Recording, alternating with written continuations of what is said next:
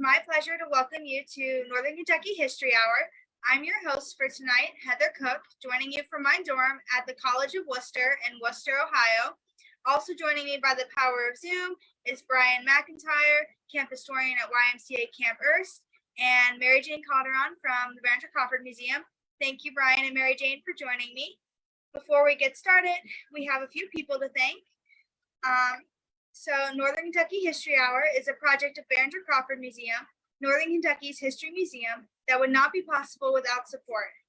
Thank you to all of our sponsors, including the City of Covington, Kenton County Fiscal Court, ArtsWave, Kentucky Arts Council, the Northern Kentucky Sports Hall of Fame, the Carol Ann and Ralph B. Hale Jr. Foundation, and our members. If you're not yet a member of the museum, please consider joining us for access to discounts and exclusive programming. You can learn more about that and join at our website, which is bcmuseum.org. We would love to hear from our viewers tonight. So if you have a question or comment to share, please type it in the chat or the Q&A feature, and we'll be sure to get to those at the end of the presentation. So let's meet tonight's speaker, Bryan McIntyre, known to many Camp Ernst alumni as Lincoln, jokes that he's been at YMCA Camp Ernst since its founding in 1928. In reality, he has worked summers at the camp since 1973 with a brief hiatus in the 90s. He spends the school year teaching English part-time at NKY and then moves out to camp each summer, where he enjoys early morning runs along all the camp roads. Bryan is in the in-house camp historian, presiding over monthly camp history chat Zoom calls and keeping documents up to date for their American Camp Association accreditation. He is the author of Camp Ernst's 90th anniversary history booklet and is working on the 100th anniversary book for 2028. Thank you so much for joining us tonight. Before we get started, there is a quiz question tonight. So the first respondent to enter the correct answer in the chat on Zoom or Facebook Live wins a Northern Kentucky History Hour prize and, most importantly, bragging rights. So Bryan, if you want to get started and share that question, go ahead. Good.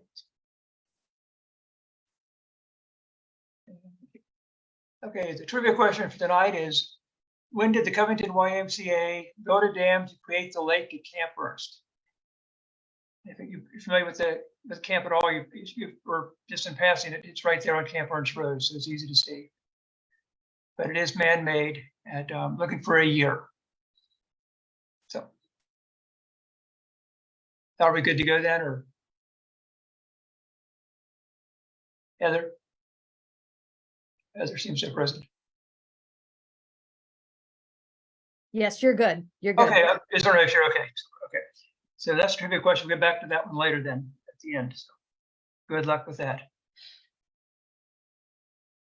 So tonight's topic is going to be the history of YMCA Camp Ernst Part 2. For those of you with us last year, we started at the beginning in 1928 and went through 1953.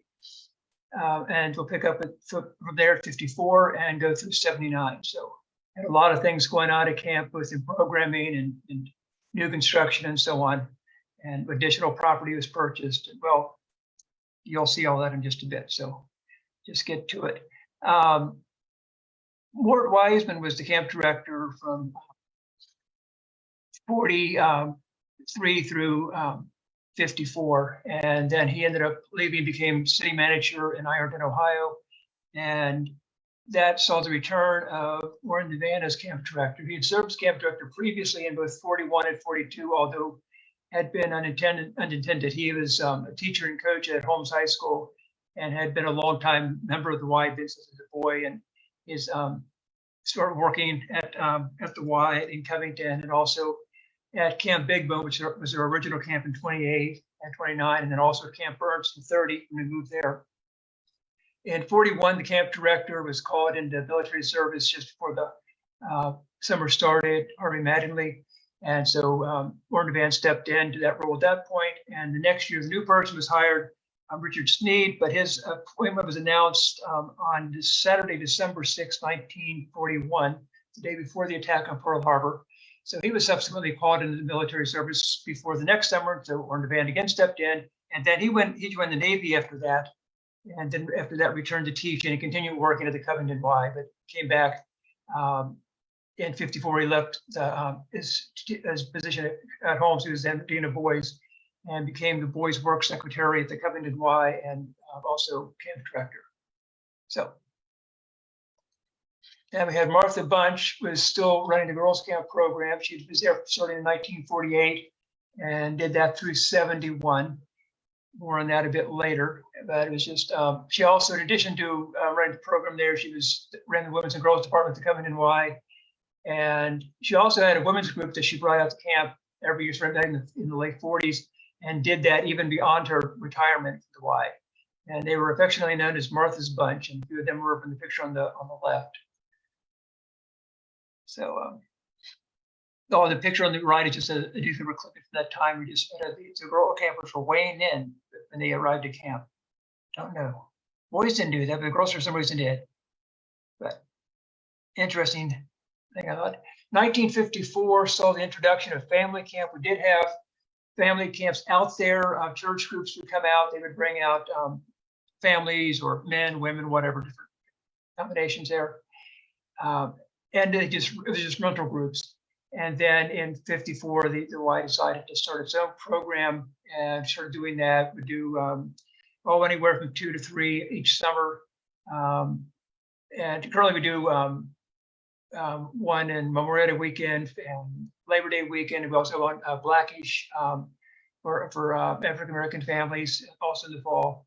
So it's been a long-standing tradition. Next summer will be our 70th anniversary of family camp. So looking forward to that.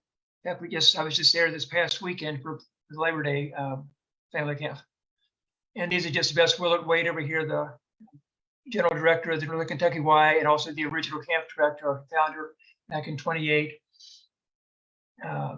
Jim Burton over here was the president of the Y at that time, and he was also instrumental in getting money together for our new pool in 1953. So, also is one of the early campers out there. And this is just a couple of other shots from family camp in the dining hall. This was the people eating the meal, and then a group shot outside afterwards. So not sure that requires any more explanation. In 1954, we had 4 new cabins. I'll go back to a picture of the aerial shot later, but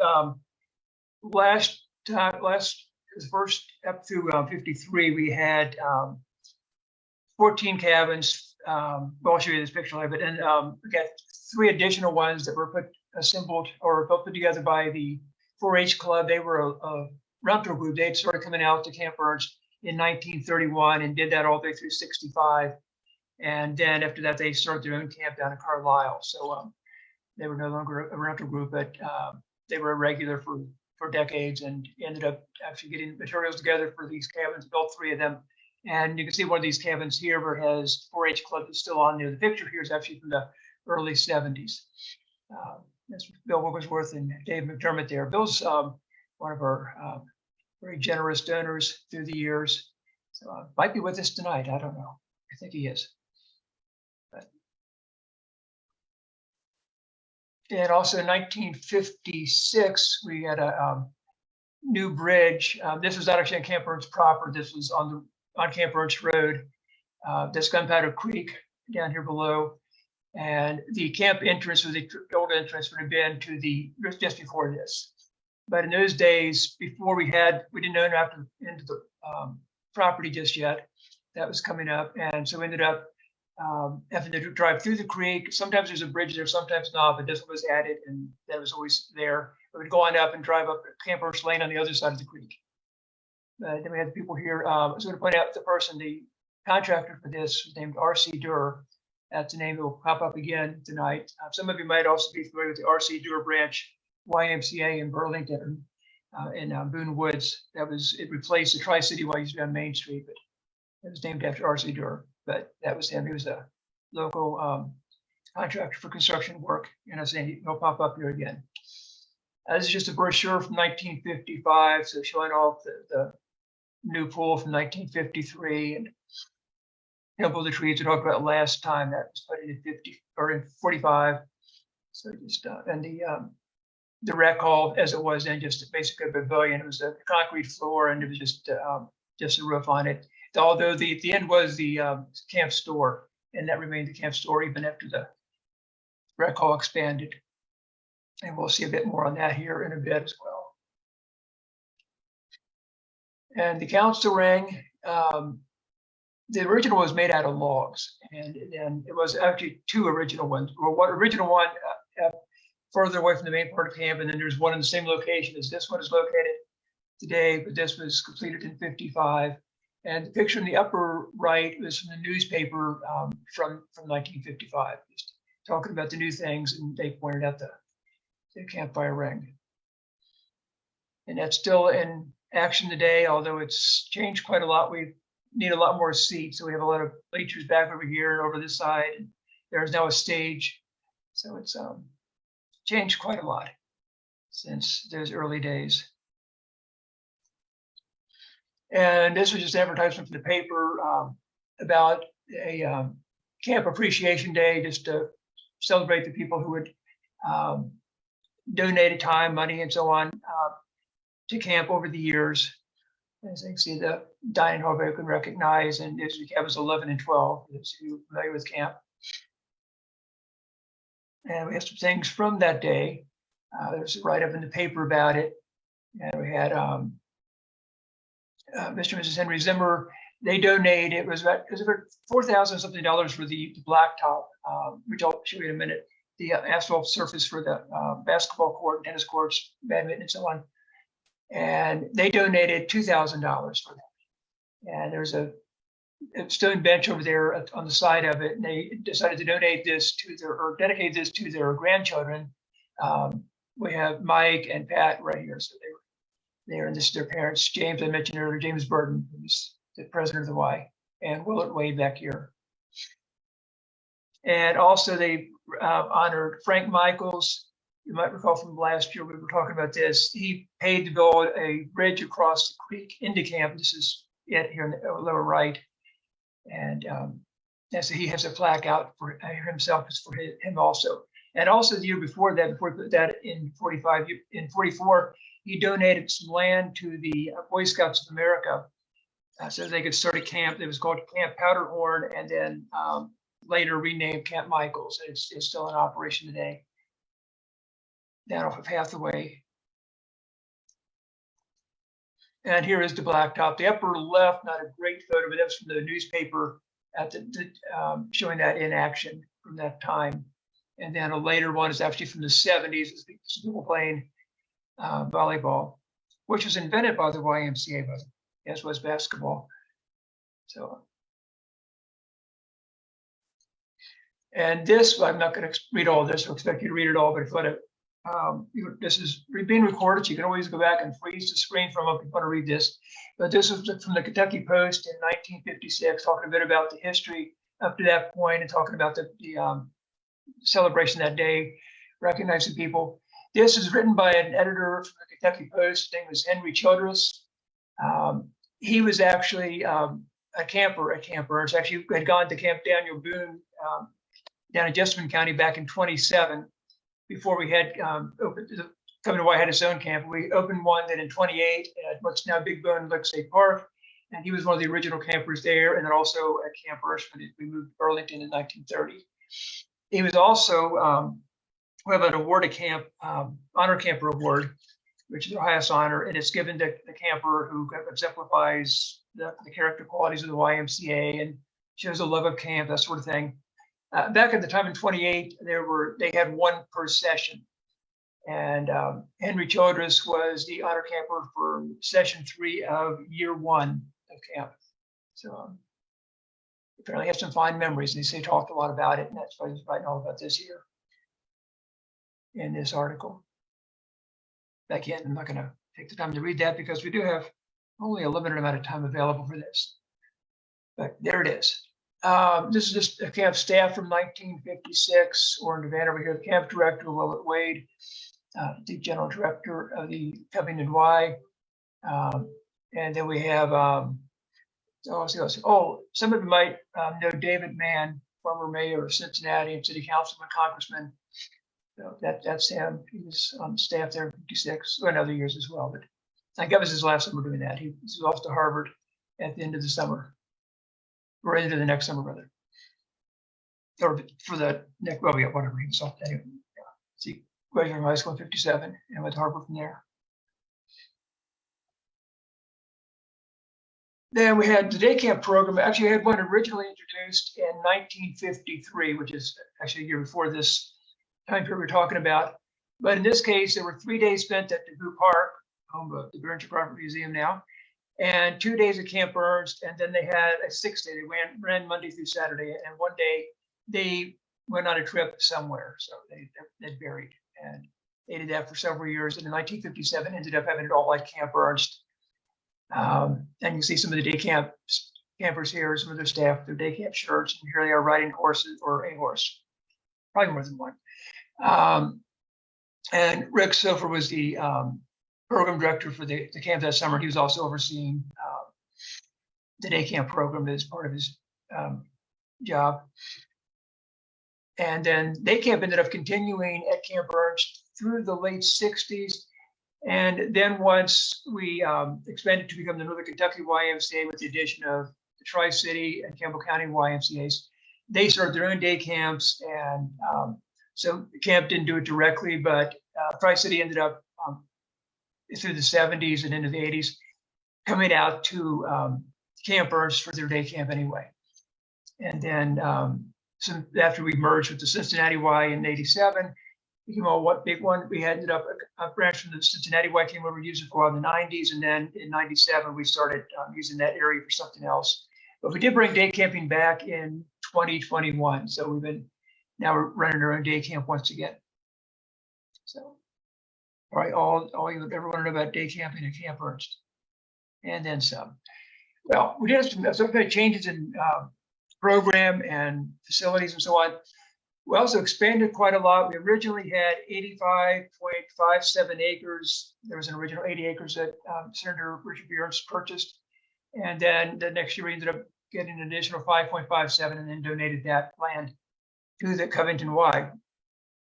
But I mentioned earlier the family camp and started at 54. Willard Wade decided he wanted to really see that grow, and he wanted to have that be something really an important part of camp. And he envisioned sort of what he's going to call the family circle camp.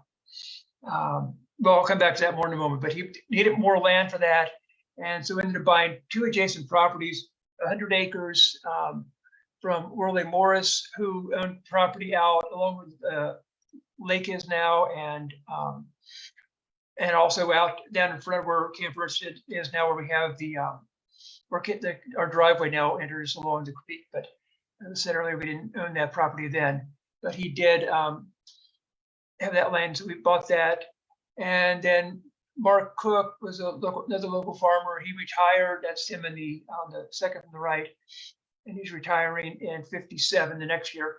And he had previously sold his 90-acre farm, more or less, to the Covington Y, and so it's going to be used for the family circle camp. And to give you a better picture, this is an aerial shot. Well, this is Camp Ernst Redwood along here, and then the lake. The original camp was this area down here. This was the dining hall, cabins down here. And so we had this original property was in here. It was the original 85.57 acres. Ignore these acres because that kind of gets confusing. This part around the lake, that was a whole another deal. I won't get into now because that didn't become relevant until 87. But we ended up buying this property. This is Worley Morris property. It would have been here on down in roughly in this area, which is 100 acres. And then this area back here was actually 90 acres, about 64. It says 64, says 58 because of this subsequent issue, which I'm not getting into, although I've said already quite a bit about it. But this is going to be the area up here for the family circle camp.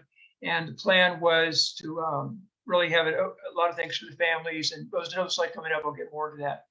We also had another additional piece of property bought, 76 acres back over this way in 1961. That was when the horse program started. The barn was built down here.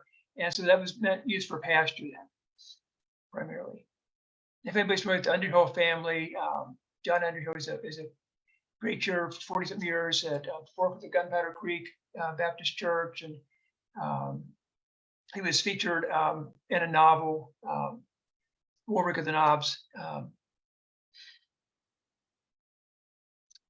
And let's see, then we've got, well, this is a shot I was talking about earlier. This was from 54. These 3 cabins were added. And then when we added the driveway, which comes up here in a few minutes, after we bought the land out at the end of where the creek is, and that came down. And there's 2 cabins here. The original is 13 and 14, but they ended up being moved across the pool and then put on either side of the cabins already there, which pretty much put an end to shuffleboard at camp. But that's how that worked. And here's the original coming across Camp Ernst Lane, and then across, that was the bridge that Frank Michaels had donated in 45. And still coming up into the main camp itself then.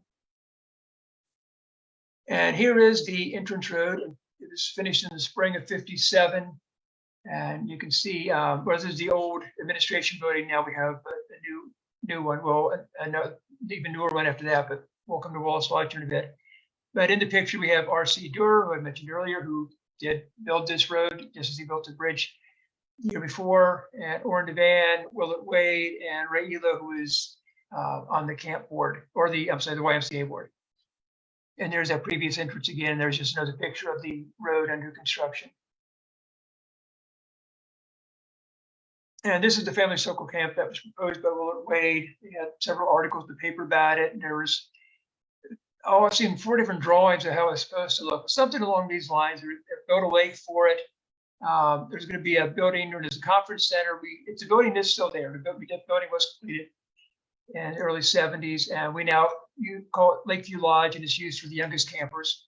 There was a chapel that was completed, and these cabins in various configurations have a horseshoe shape here. If you can see it well enough in the one above, but there they have a group of cabins here, a group here, a group over here. And there's, I've said 2 other versions with something along those lines. But subsequently ended up with, actually these 2 cabins were constructed and the conference center was constructed. The other things didn't quite happen. Funding wasn't quite there, but the plan was to have that for families, for family camps throughout the year, and not just the weekends like we do now and we're doing up to that point. And he also saw it as something that church groups could use. They could do it for denominational conferences or non-denominational conferences, or however they wanted to do it, and have various things out there throughout the year. But it didn't quite take off, but it was a nice idea. And the dam was constructed. I have a question mark there, not because I don't know when it was constructed, but because that is, of course, tonight's trivia question. So I'll leave that for you to figure out. This is Camp Ernst Road along here to get you oriented. And this would be the new bridge was put in 55, and that's where the entrance road went in 57. And then camp itself will be down here to the left. You can't see the original camp. But the dam was put in along here, and this area is now a lake. So the lake, if you're familiar with the area, just to help you get you oriented. And there's the an article from the, well, I mentioned that Warwick of the Knobs by John Uri Lloyd. John Underhill was reckoned to be the model for Warwick in that novel. Although it didn't follow his life exactly, they did have, it was clear enough that who they were talking about. The conference center, now Lakeview Lodge, was paid for with a donation, $40,000 by Mr. and Mrs. Bruce Wallace of Walton, mentioned over here. Interestingly, when his father was a newspaper publisher, but when Bruce Wallace and his wife were married in 1930, one of the people in attendance was the bride, a friend of the bride's parents, Senator Richard P. Ernst. So kind of a nice little connection there, because from the small world category. He had a connection with camp before he had a connection with camp, if that's possible. And then also in 1961, something going on, we had horseback riding in rural reintroduced, actually, because we did have that in 1952 for one summer. But that kind of fell by the wayside. But in 61, it came back and has been a very popular and very successful program since then. And here we are with people riding horses across the dam, and here's a water skin again with the dam in the background. And this is the riding ring down on the lower field, for those of you familiar with camp. Well, I guess be true even if you're not familiar with camp. But, oh well. And also in 61 had a new activity opened, the trampolines, or as we call them, jumping pits, actually were dug into the ground. And then they just put the trampoline on top of that then. So that was quite popular for quite some time. No longer around, but it had its time. Then the kitchen was also remodeled. It was a busy year. Well, we just go quickly forward. This is what the kitchen looked like. Prior to that, this had been put in 47. The kitchen back here, the other kitchen had been at the end of the dining hall, which we talked about last year. But we had the windows like this, with the dividers up and so on. And then the new one, they had the stainless steel windows with the little screen and the doors with the, you can't see from here, but those doors, the handles form the shape of a triangle, as in the YMCA triangle, or spirit, mind, and body, the signs above the doors and windows. And there's Willett Wade again, or in the van.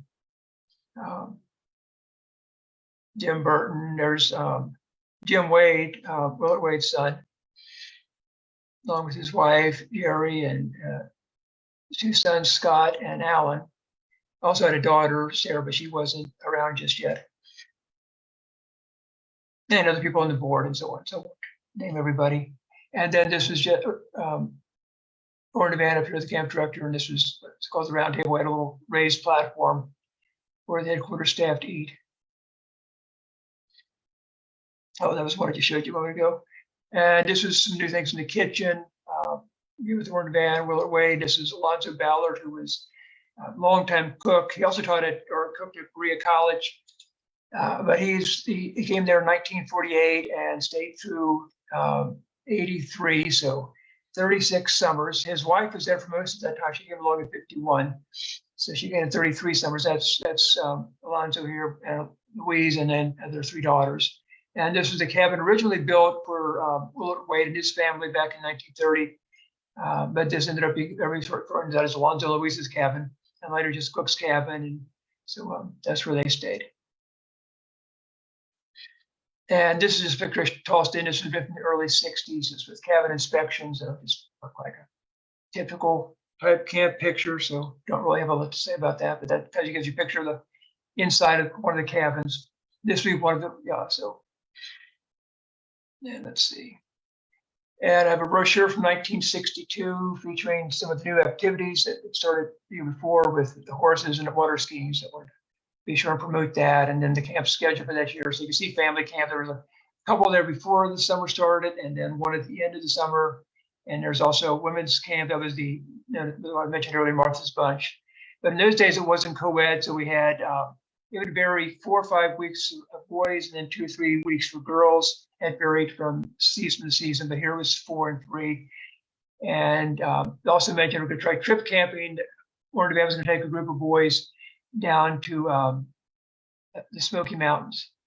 So that was part of that same year.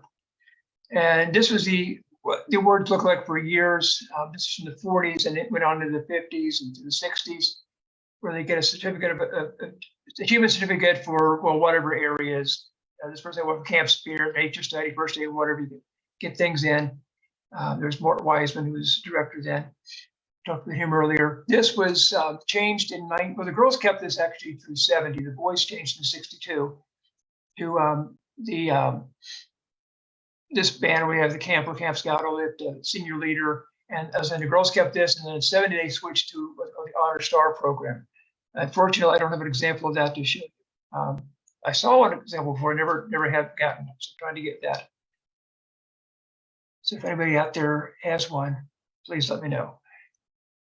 Oh, here's just one. This is something that somebody had earlier this year stopped by camp, and this is a bulletin board he had saved from his time at camp in the early 60s. As he had his banner, he made it up to Woodsman. There was his camp T-shirt from them. Looks brand new, so already ordered up it.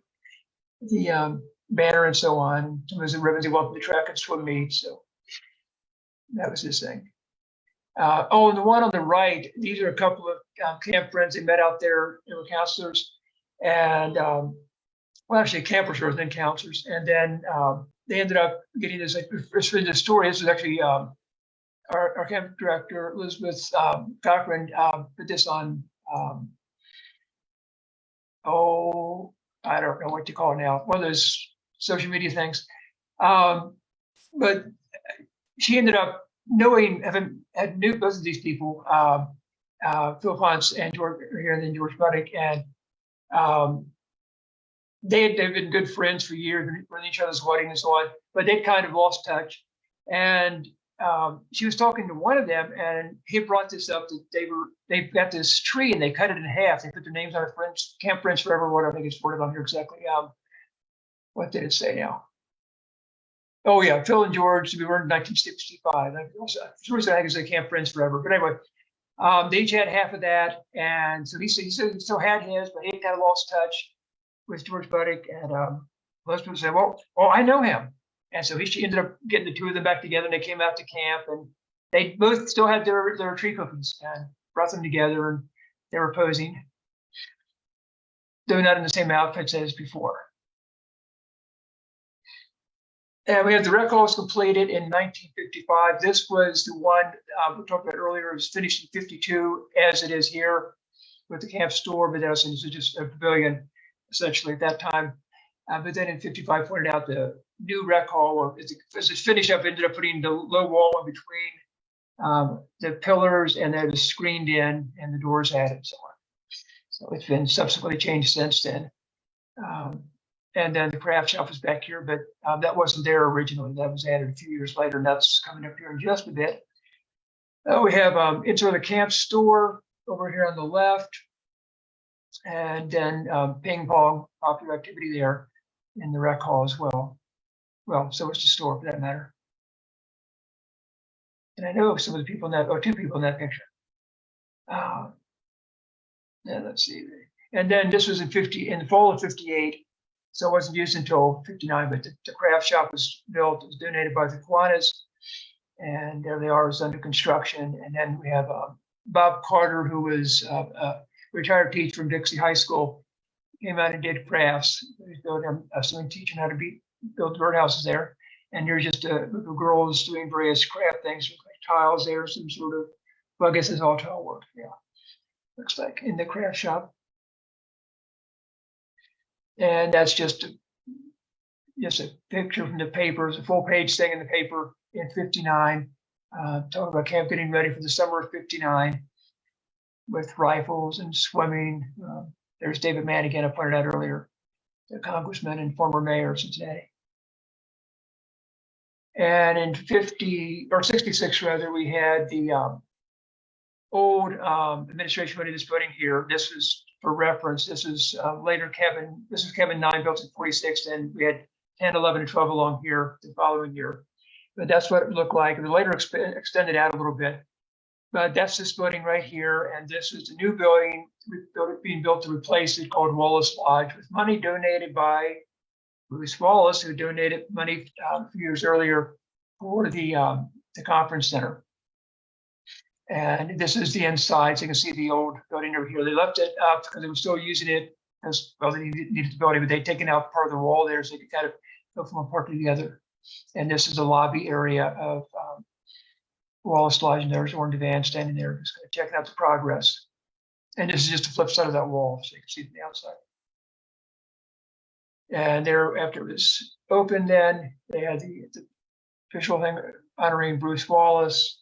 If anybody's familiar with, the Cincinnati Airport, we have Charles O. Landry, who has designed airports. He was instrumental in designing the Cincinnati Airport.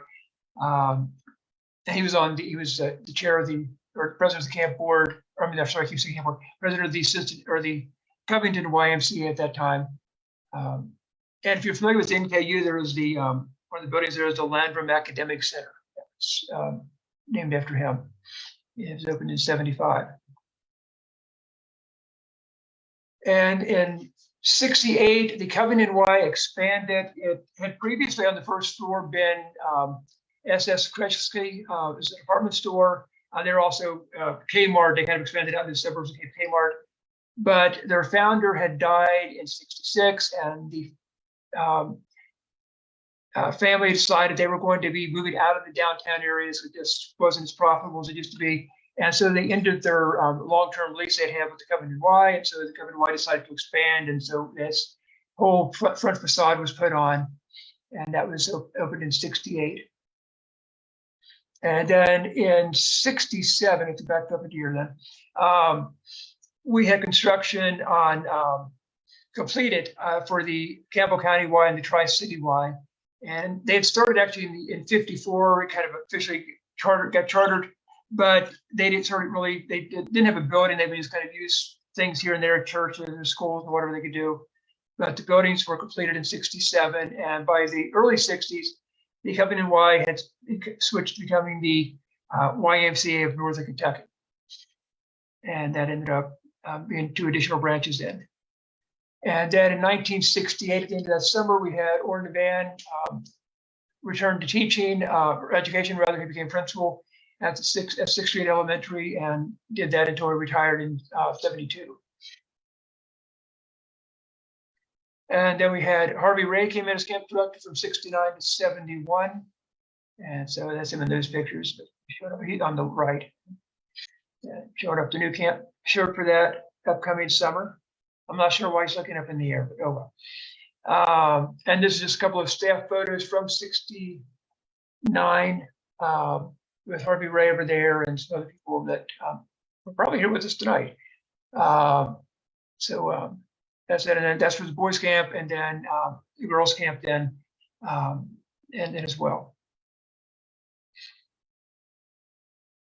In 1970, the Covenant Y was renamed, became the Willard L. Wade branch in honor of the longtime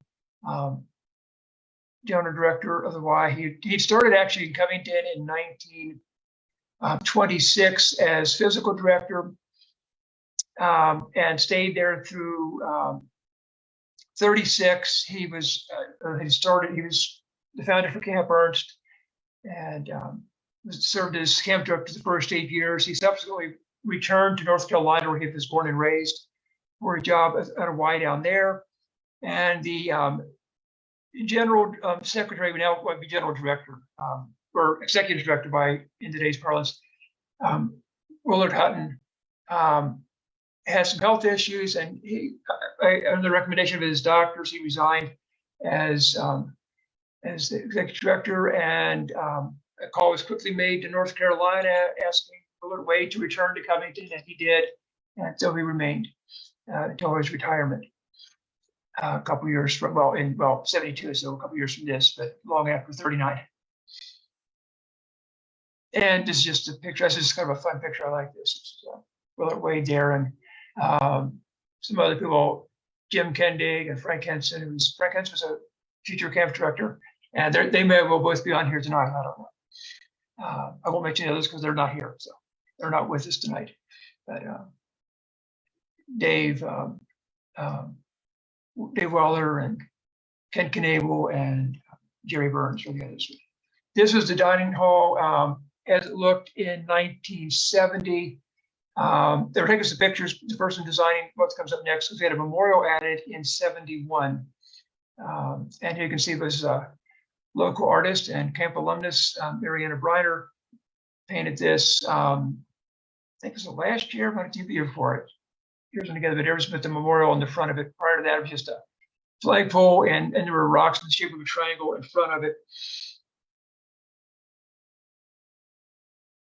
And it was dedicated to Tommy Miller, who his parents had paid for this. He lived from 1950 to 1970. He was a camper and then a counselor. This is actually him over here on the right, teaching riflery back in the late 60s. But he ended up becoming ill and died, and so this was donated or dedicated to him. And this was the conference center. Felt like it was completed in the early 70s then. Now it was Lakeview Lodge. That's the outside and the inside. And these are a couple of the cabins were built, and that's inside one of those. That's Harvey Ray and his wife, Rose Wade again. And we also had the chapel by the lake completed at that time. And it's right by the lake. You can see the lake right over here. Just another shot of it up here. And we had Jeff Arnberg was camp director in 1972. He had previously served in the military, Army specifically. But after that year, he ended up deciding to pursue other opportunities. And so we had to get a new director for the next year. But before that comes up, later in 72, Willard Wade retired after a long career in the YMCA. And I was at dinner for him in October of 72, as you can see there. So after 49 years of YMCA work. So he certainly deserved a retirement. And this is a picture of him sitting in front of that cabin I pointed out earlier. It was built for him and his family. This was in summer of 1930. And then another picture of him and his family, his wife there, and a couple of grandkids were in front of the dining hall in 70. So about 40 years later. And it was from a family camp they were out there with. And he was replaced by George Edmonston, who ended up serving as general director of the Northern Kentucky Y from 1972 to 80.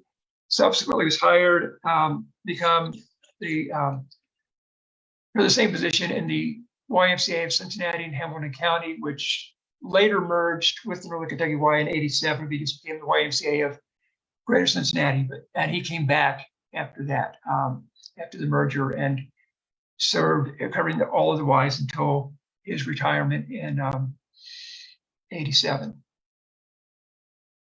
Or not 87, I'm sorry, 93. And then Frank Henson came in as camp director from 73 through 75. There's a picture of him early in 73. And then he grew a beard during the summer, so he looked by the end. Interestingly, he was the first camper to serve as camp director. And this was from a camp rally back in 66. That's Frank here in the middle, in a pie eating contest, and which he won. So there he was, and made the post and everything. And that's a more recent picture of Frank and his wife. They were at the time in South America. So looks pretty much the same as before. So it's that beard. And he's probably with us tonight also. Then in 76, gotta be wrong here. 76, through 79, Dick Conrad came in as camp director. Kind of a blurry picture, didn't have a great one of him, but that's a more recent one of him and his wife Sharon. They live out in Colorado now, but he's did that for 4 summers. It was during this time that we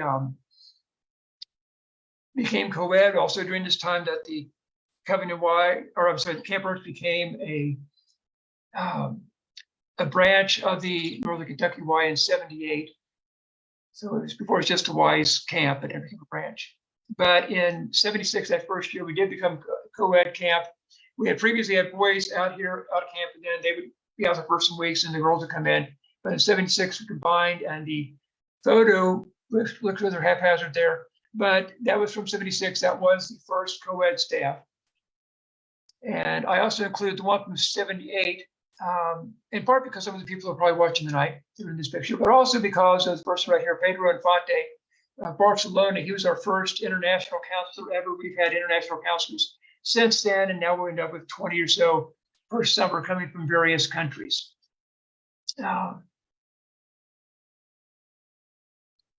And then just a few brochures from the 70s. This is actually from 70 itself. And that's from 77, which has been our first the one after the first year of co-ed camping. So we have a girl and a boy in the canoe. So that was from the previous summer.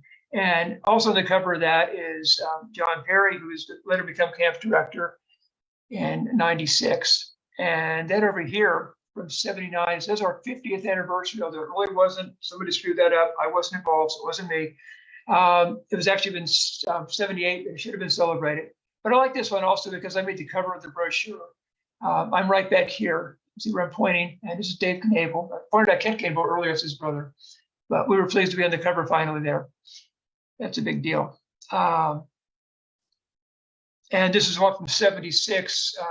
But this is a brochure shot and ended up, a lot of people are familiar with that one. It was just recently featured in old photos of Northern Kentucky. They had colorized it for us, so it was nice. But people running up to the dining hall. Interestingly, I found this picture from 52. This picture would have been actually from the year before, 51. A lot of people coming up to the dining hall for the meal there during girls' camp. So pretty much the same picture, but just a few years later, about 25 or so. And then in 78, the pool was refurbished, was built in 53, but by then it was kind of a bit worse for wear. So the bottom's completely removed, redone, and then the walls are all painted, patched up and so on.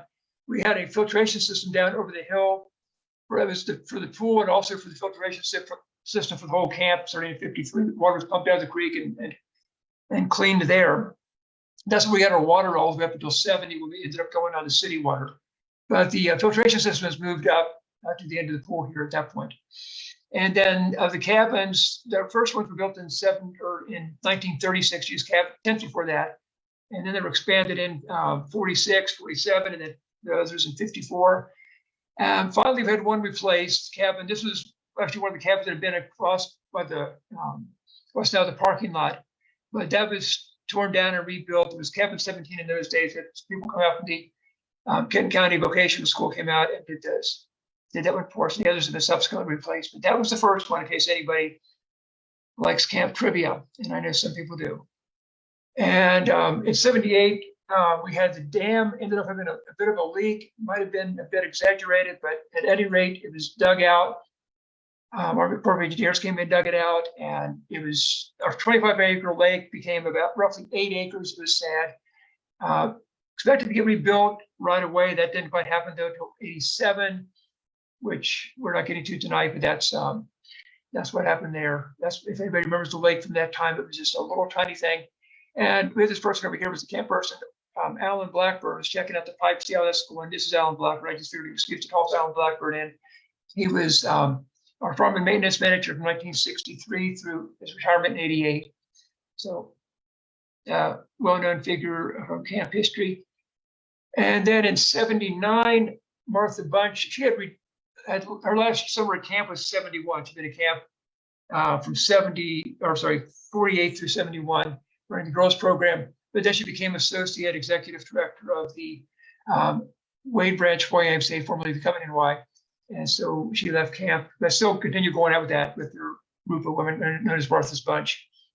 But she had worked at the NKY. She's already 2 years before at camp. She was the physical director for the women's department in 46, and then took over the women's and girls department in 48. But she retired in 79. Although she went on to work in a lawyer's office for another 25 years, and lived to be 97 years old. So she had a long life, but had a celebration for her that night. And then finally we had in 79 again for who knows what reason, it should have been 78, but it was 79, so it works out. We're ending on 79.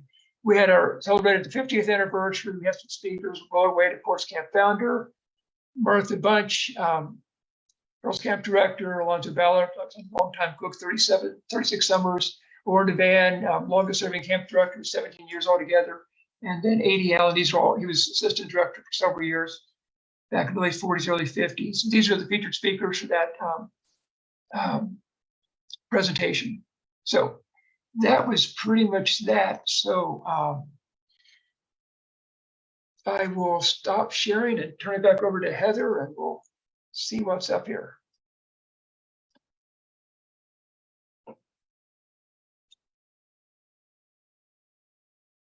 All right. First, Mary Jane, do you want to go over the trivia question? I'd love to. So the question again was, what year did the Covington YMCA build a dam to create the lake at Camp Ernst? And we had a correct answer on Zoom from William Wigglesworth, all the way from Houston, Texas. He got that correct with 1960. He was one of those people actually standing in front of that cabin. I said, 4-H built this cabin. He was one of those people standing in front there. So, there you go. And we had some great comments and some great questions that I'd like to get to. So we had some former campers definitely tuning in. We did have, let's see, a lot of people sharing they had so many wonderful memories. Kathy said her favorite spots were the stables and the trampolines. William, like our trivia winner, said he first went to camp in 1966 as a sponsored camper from Latonia.